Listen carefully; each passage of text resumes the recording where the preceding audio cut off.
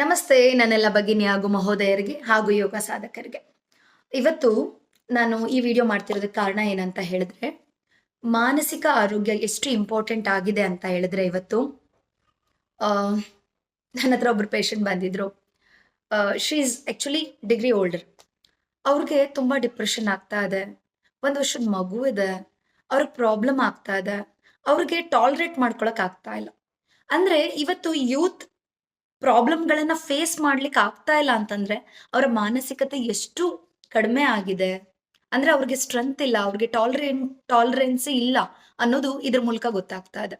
So ಹಾಗಾಗಿ ಅವ್ರಿಗೆ doctor suggest ಮಾಡಿದ್ದಾರೆ, ಯೋಗ ಮಾಡಿ, ಪ್ರಾಣಾಯಾಮ ಮಾಡಿ, ಧ್ಯಾನ ಮಾಡಿ ಅಂತ ಹೇಳ್ಬಿಟ್ಟು. ಹಾಗಾದ್ರೆ ಡಾಕ್ಟರ್ ಹುಚ್ಚರ? ಯೋಗ ಮಾಡಿ, ಪ್ರಾಣಾಯಾಮ ಮಾಡಿ, ಧ್ಯಾನ ಮಾಡಿ ಅಂತ ಹೇಳೋದು ಯಾಕೆ ಅಂತ ಹೇಳಿದ್ರೆ, ನಮ್ಮ ದೇಹ, ಮನಸ್ಸು ಹಾಗೂ ನಮ್ಮ ಪ್ರಾಣಶಕ್ತಿ ಒಂದೇ ಅಲೈನ್ಮೆಂಟ್ ಅಲ್ಲಿ ಬರ್ಲಿ ಅಂತ ಹೇಳ್ಬಿಟ್ಟು. ಇಲ್ಲಿ ನಾವು ಇವತ್ತು ಎಷ್ಟು ಕುಗ್ಗು ಹೋಗಿದೀವಿ ಅಂತಂದ್ರೆ, ನಾವು ಲಾಸ್ ಅನ್ನಾಗ್ಲಿ ಲಾಭವನ್ನಾಗ್ಲಿ ಯಾವ್ದನ್ನು ಒಂದೇ ಸಮಾನವಾಗಿ ತಗೊಳಕ್ ಆಗ್ತಾ ಇಲ್ಲ. ಆ ಒಂದೇ ಸಮಾನವಾಗಿ ನಾವು ಖುಷಿಯನ್ನಾಗ್ಲಿ ದುಃಖವನ್ನಾಗ್ಲಿ ತಗೊಳ್ಬೇಕು ಅಂತ ಹೇಳಿದ್ರೆ ನಮ್ಮ ಮನಸ್ಸು ಸ್ಥಿರವಾಗಿರ್ಬೇಕು. ಆ ಸ್ಥಿರತೆ ನಮ್ಗೆ ಯೋಗದಲ್ಲಿ ಸಿಗತ್ತೆ. ಯೋಗ ಅಂತ ಅಂದ ತಕ್ಷಣ ನಮ್ಗೆ ಆಸನಗಳೇ ಅಂತಾನೆ ಇಲ್ಲ, ಪ್ರಾಣಾಯಾಮ ಅಂತ ಎಲ್ಲವೂ ಪ್ರಾಣಾಯಾಮ, ಧ್ಯಾನ, ಆಸನ ಇವೆಲ್ಲವೂ ಕೂಡ. ಆ ಹುಡ್ಗಿಗೆ ಬ್ಯಾಲೆನ್ಸ್ ಇಲ್ಲ, ನಿಂತ್ಕೊಳಕ್ ಆಗ್ತಿಲ್ಲ, ಅವ್ರಿಗೆ ತಲೆ ಸುತ್ತಾ ಇದೆ, ಇವೆಲ್ಲ ಆಗ್ತಾ ಇದೆ. ಯಾಕೆ ಯಾಕೆ ಅಂತ ಹೇಳಿದ್ರೆ, ತಮ್ಮೊಳಗಿರುವಂತಹ ವಿಚಾರಗಳನ್ನ ನಾವು ಬಿಡ್ತಾ ಹೋಗ್ಬೇಕು. ಇದನ್ನ ಬಿಡ್ಬೇಕು ಅಂದ್ರೆ ಲೆಟ್ ಗೋ ಆಟಿಟ್ಯೂಡ್ ಬರ್ಬೇಕು. ಲೆಟ್ ಗೋ ಆಟಿಟ್ಯೂಡ್ ಬರ್ಬೇಕು ಅಂತ ಹೇಳಿದ್ರೆ ಅಗೈನ್ ಯೋಗ ಮಾಡ್ಬೇಕು. ಸೊ ಹೊರಗಿನಿಂದ ಇವತ್ತು ನೋಡಿ, ಮೋರ್ ದನ್ 60% ನಮ್ಮ ಭಾರತದಲ್ಲಿ, ಸ್ಪೆಷಲಿ ನಮ್ಮ ಕರ್ನಾಟಕದಲ್ಲಿ ಎಜುಕೇಟೆಡ್ ಇದ್ದಾರೆ. ಹೌದಾ?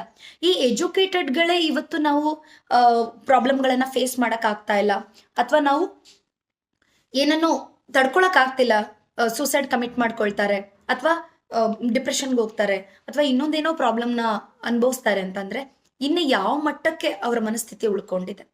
ಸೊ ಇಚ್ಛಾಶಕ್ತಿ ಅನ್ನೋದು ಅಷ್ಟು ಈಸಿಯಾಗಿ ಬರೋದಿಲ್ಲ. ಮನಸ್ಸಿಗೆ ಸ್ಥೈರ್ಯ, ಧೈರ್ಯ ಅನ್ನೋದು ಅಷ್ಟು ಈಸಿಯಾಗಿ ಬರೋದಿಲ್ಲ. ಸೊ ದ್ಯಾಟ್ ನಾವು ಫಸ್ಟ್ ನಮ್ಮನ್ನ ನಾವು ಸ್ಥಿರವಾಗಿಟ್ಕೊಳ್ಬೇಕು ಅಂತ ಹೇಳಿದ್ರೆ ನಮ್ಮನ್ನ ನಾವು ಪ್ರೀತಿ ಮಾಡ್ಬೇಕು. ಇದು ಬಹಳ ಇಂಪಾರ್ಟೆಂಟ್ ಆಗುತ್ತೆ. ನಮ್ಮನ್ನ ನಾವು ಪ್ರೀತಿ ಮಾಡ್ಕೊಂಡಾಗ ಮಾತ್ರವೇ ಮುಂದಿನದು ಏನನ್ನೇ ನಾವು ಮಾಡ್ಲಿಕ್ಕೂ ನಮ್ಗೆ ಹೆಲ್ಪ್ ಆಗತ್ತೆ. ಇಲ್ಲ ಅಂತಂದ್ರೆ ತುಂಬಾನೇ ಕಷ್ಟ ಆಗತ್ತೆ. So love yourself first. You be with you. ಯಾರೇನೇ ಹೇಳಿದ್ರು ತಲೆ ಕೆಡಿಸ್ಕೊಳ್ಬೇಡಿ. ನಿಮ್ಮನ್ನ ನೀವು ಪ್ರೀತಿ ಮಾಡಿ, ನಿಮಗೇನ್ ಸರಿ ಅನ್ಸುತ್ತೋ ಅದನ್ನೇ ಮಾಡಿ, ನಿಮಗೇನ್ ಖುಷಿ ಕೊಡುತ್ತೋ ಅದನ್ನೇ ಮಾಡಿ.